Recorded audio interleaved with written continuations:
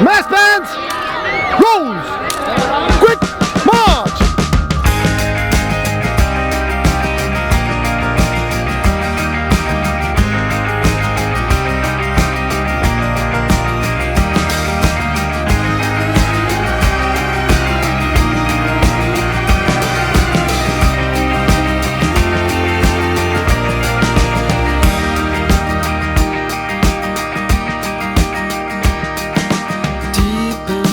Hoy es un día para celebrar.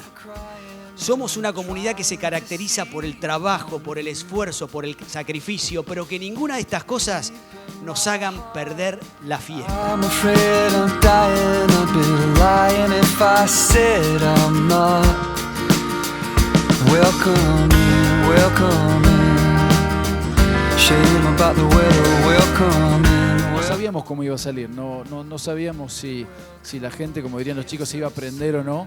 Y tuvimos una sorpresa increíble, nos conmovió la respuesta que tuvimos de todos. Desde los exalumnos que se acercaron a traer material y a contribuir cosas, los profesores y maestras y los chicos que abrazaron esta oportunidad de celebrar nuestra pertenencia a la comunidad con una pasión increíble, con una entrega y un entusiasmo que nos asombró. And either way, I will pray you will be wise.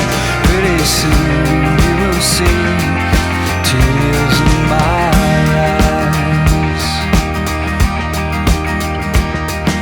As each day goes by, makes a way for another, we discover that we're not. Estos diseños los hicimos para el aniversario de 175 años, para los exalumnos que los lleven como un cartel.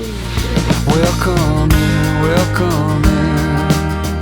Shame about the weather, welcome in, welcome in. Are you welcome? It's a sin, it's a sin. We're birds of a feather, are welcome to land on you. Yeah, yeah, yeah, yeah, yeah, yeah. You got my eyes, and we can't see what you'll be, you can't disguise. And either way, I will pray you will be wise. Pretty soon you will see tears in my eyes. La convicción, las creencias, los principios de aquella comunidad de origen genera valores compartidos por personas que a lo mejor no son parte de esa comunidad de origen, pero de alguna forma se sienten parte porque somos una comunidad de valores y de principios. You welcome, it's a sin, it's a sin. We're birds of a feather, are welcome to